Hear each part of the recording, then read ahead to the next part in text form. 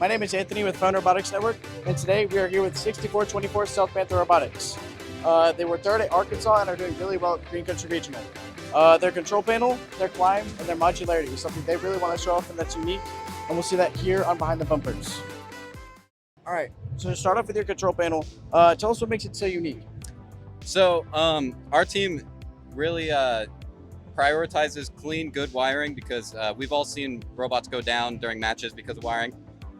And the first part of that is easy access. So if we ever do go down, it's quick to fix, but obviously that means that it will be out in the open. So we protect it with this Lexan sheet with these thumb screws that just pop right out. Oh, I might have tightened that one too much. So this comes right out for us to access our wiring.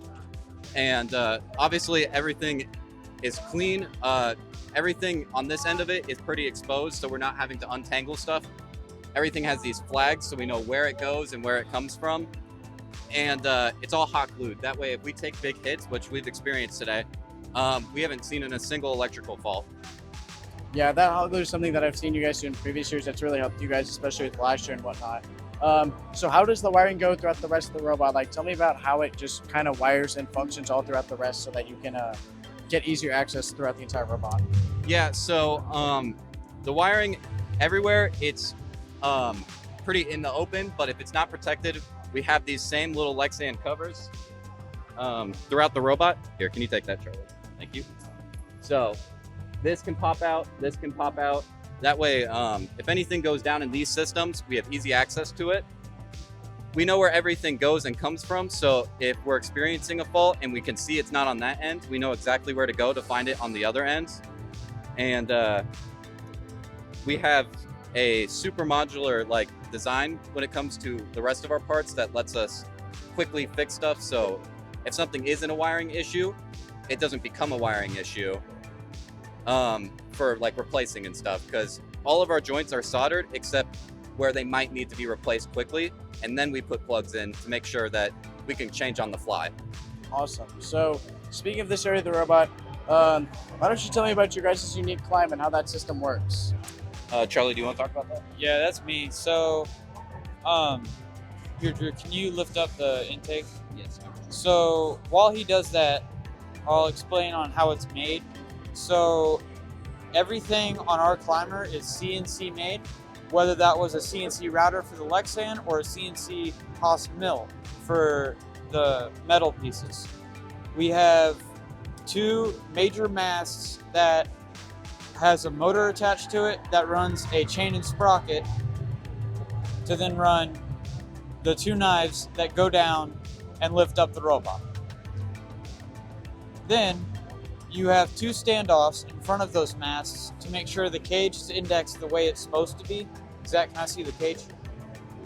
And we have two magnets stood off of those. And our driver just has to see it click, and then it slides up and down, but it's pretty hard to move off of there. Yeah, they go down like that. And we have a funnel back here that also acts as a wire cover. We also have a piece of Lexan that lets it guide in here too. And it goes down. It has soft limits and hard limits. So with this, did you guys go through multiple iterations? Like right up above, there's the another modular piece of it. So did you guys go through multiple iterations, or was this kind of what you went from the beginning of the season? It was kind of from the beginning, but there was a little difference between these. These are a lot more angled, and I made them a lot more curved. And then this crossbar right here got lightened because we needed weight. Everything else got lightened because we needed weight.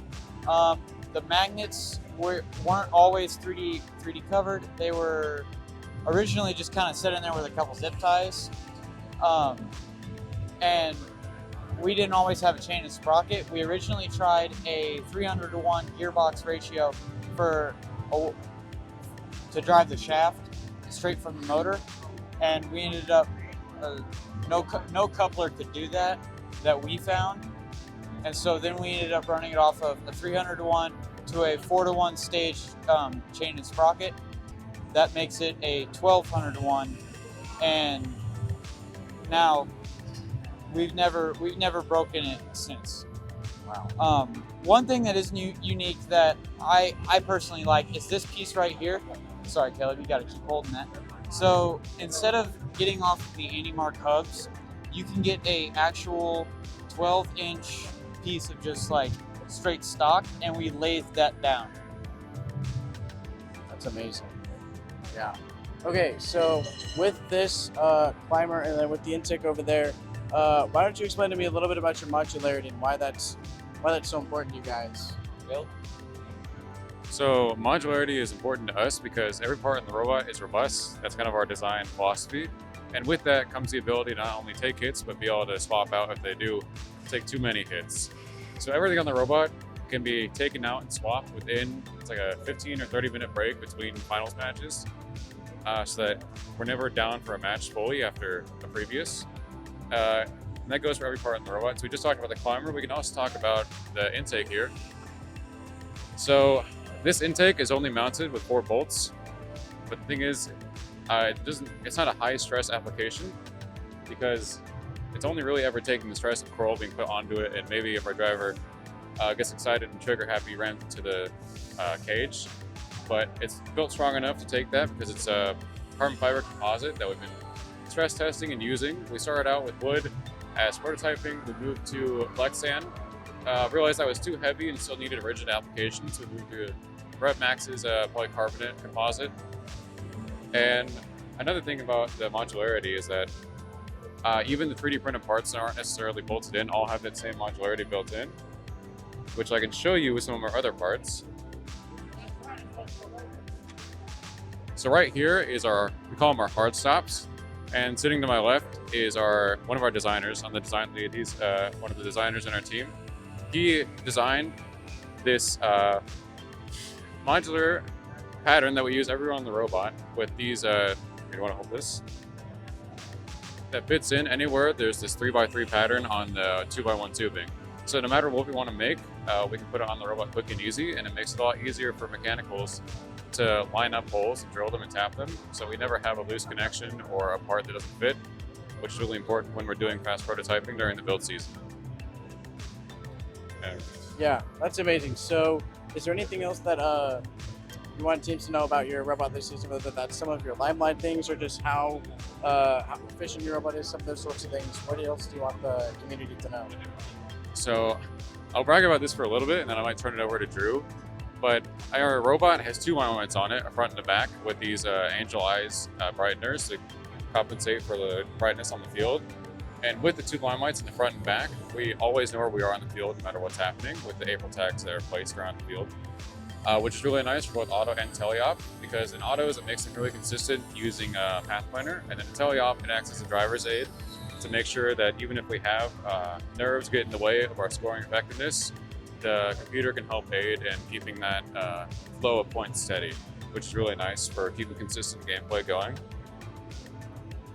Besides that, we also have another camera on the front of the intake here, which is our driver cam. That is used when we're scoring coral to line it up with the top of the reef. What that does, it gives Danny an easy way to find the center of the reef for L4. That way, even if the elevator is super wobbly, you can line it up easily and give Braden an easier time hitting that button and confirming the score. We also have another one on the inside of the climber here. This is another driver assist. It's a little bit hard to see inside of the 3D printed casing. Basically what this does, our climber is very strong. We like it that way, but another thing about that is that it's strong enough to blow out our elevator from the front of the robot. So to keep that from happening, we have this camera for Danny to see into the inside of the robot so the knives don't accidentally karate chop the cage and cause some serious mishaps where the mechanicals probably cry about for a little bit. So. Awesome. Thank you so much for Spy the Whippers. I mean, there's a lot that teams can learn from this and teams that they can see and maybe take back to their own robots with the software, the modularity, and some of those sorts of things. Thank you guys so much. This has been 6424 Stealth Panther Robotics on Fun Robotics Network.